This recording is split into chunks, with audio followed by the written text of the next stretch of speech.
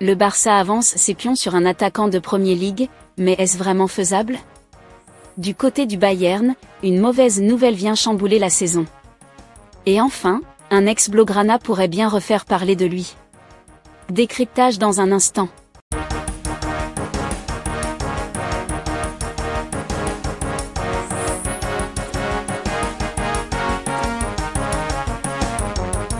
C'est fait. Le Barça a conclu un accord avec Alexander Isak. Dans le but de renforcer son équipe tout en faisant face à des défis financiers, le FC Barcelone a finalisé un accord avec l'attaquant suédois de Newcastle, Alexander Isak. À la recherche d'un attaquant de classe mondiale pour renforcer son effectif, le FC Barcelone explore activement les options susceptibles d'apporter un renfort offensif de premier ordre. Si la direction sportive reste convaincue que Robert Lewandowski peut encore évoluer au plus haut niveau durant une saison supplémentaire, elle anticipe déjà la nécessité de préparer sa succession. Parmi les profils étudiés, un nom se détache nettement, Alexander Isak, l'élégant buteur suédois de Newcastle United. L'intérêt du Barça pour le joueur ne date pas d'hier, puisque Deco, directeur sportif du club catalan, aurait déjà rencontré son agent du joueur l'année dernière afin de manifester l'ambition du club de le recruter. Toutefois, la réalité financière complique cette opération. La valeur marchande d'Isak est actuellement estimée à 100 millions d'euros, un montant hors de portée pour les Blaugrana à l'heure actuelle, d'autant plus que plusieurs cadors européens, attirés par son profil complet et sa régularité, surveillent de près son évolution. Face à cette impasse budgétaire, le Barça aurait conclu un accord informel avec le joueur en vue d'une arrivée différée. Selon les informations relayées par El Nacional, la stratégie du FC Barcelone consisterait à inciter Alexander Isak à repousser toute décision concernant son avenir jusqu'en 2026, horizon à partir duquel le club espère avoir assaini sa situation financière et être en mesure de rivaliser avec les offres des autres prétendants. La direction catalane mise sur une amélioration progressive de ses finances, visible grâce aux récentes prolongations de contrats et à l'augmentation de la masse salariale. Néanmoins, cette approche comporte des risques, rien ne garantit que le buteur suédois acceptera de patienter aussi longtemps, surtout face à l'intérêt grandissant de clubs comme Liverpool, dont la puissance financière et l'attractivité sportive pourraient peser dans la balance. Le prochain mercato s'annonce donc décisif et pourrait apporter des éléments de réponse quant à l'avenir d'Isak et aux réelles capacités du Barça à mener cette opération à bien. Alphonso Davies va manquer 6 mois de compétition. Alors qu'il vient de prolonger son contrat au Bayern Munich, Alphonso Davies vient d'apprendre une très mauvaise nouvelle. Le Canadien, blessé, va manquer 6 mois de compétition. Le virus FIFA a encore frappé. Si le FC Barcelone n'a pas été épargné, notamment avec la blessure de Pau Cubarsí avec l'Espagne, le Bayern Munich a perdu 2 joueurs très importants. En effet, les pensionnaires de l'Allianz Arena ont annoncé ce mercredi matin via un communiqué de presse publié sur leur site officiel les longues absences d'Alphonso Davies et de Dayo Upamecano, qui ont passé la trêve internationale de mars avec le Canada et la France. Le FC Bayern devra se passer d'Alphonso Davies pendant une longue période après la trêve internationale.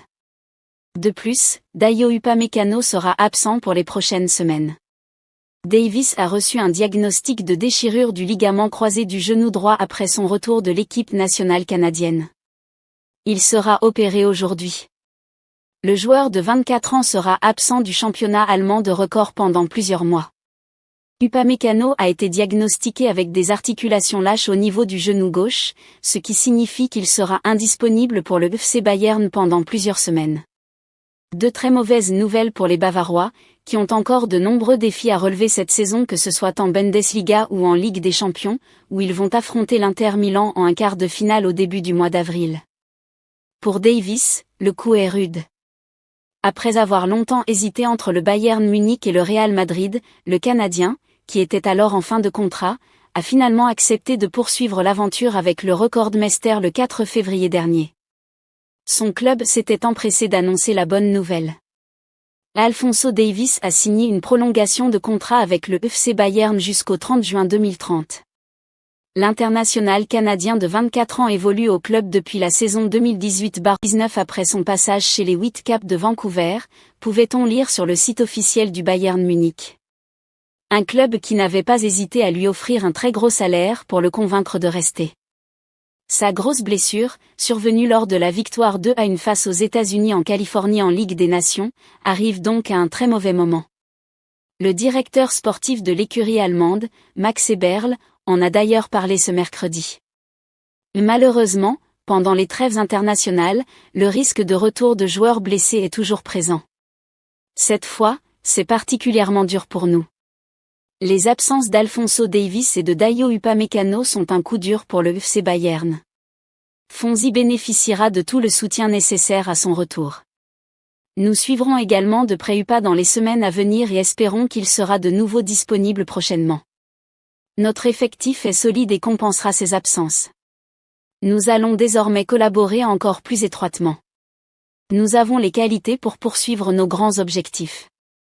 Il faudra le faire sans Alphonso Davies et Dayot Upamecano.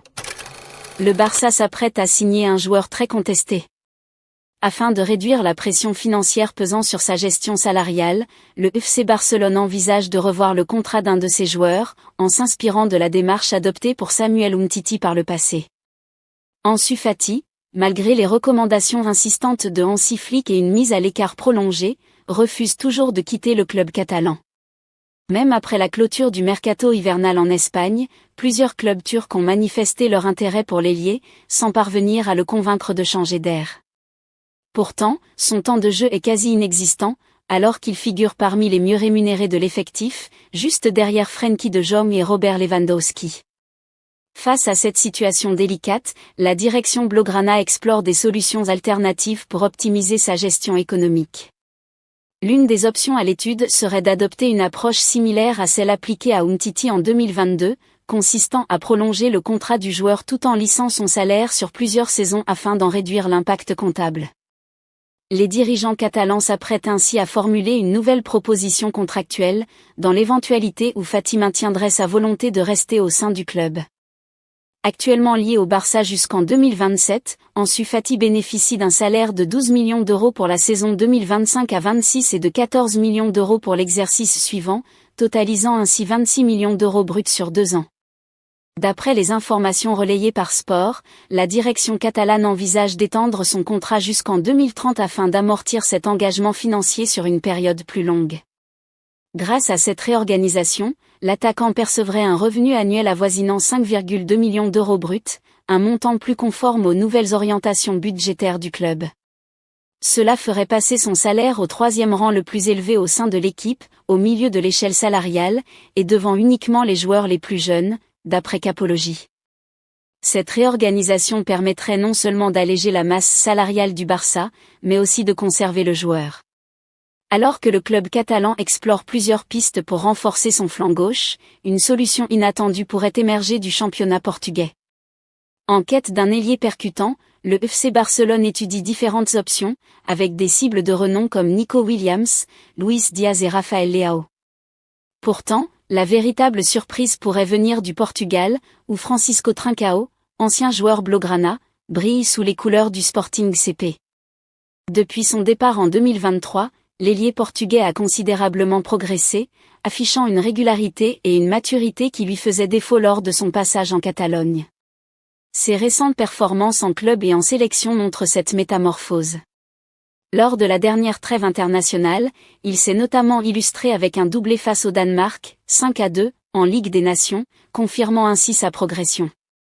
Cette éclosion ne passe pas inaperçue et suscite l'intérêt de plusieurs grandes écuries, prêtes à tenter leur chance malgré une clause libératoire fixée à 80 millions d'euros. Cependant, le Barça a un avantage sur le dossier. Si la cote de Trincao sur le marché des transferts explose, le FC Barcelone dispose d'un atout majeur, une clause de rachat négociée au moment de son transfert au Sporting CP. Celle-ci permettrait au club catalan de rapatrier l'ailier portugais pour seulement 25 millions d'euros, et ce, jusqu'en 2026. À ce prix, il représente une opportunité de choix pour renforcer l'attaque à moindre coût, surtout dans le contexte financier actuel du club. Dans le cas où le Barça ne souhaiterait pas activer cette option, il conserverait néanmoins 50% des revenus générés par une future vente de Trincao à un autre club, garantissant ainsi un bénéfice financier quel que soit son avenir. Quoi qu'il en soit, sa situation est scrutée de près par les dirigeants blaugrana, qui pourraient bien voir en lui le renfort idéal pour combler leur déficit sur l'aile gauche.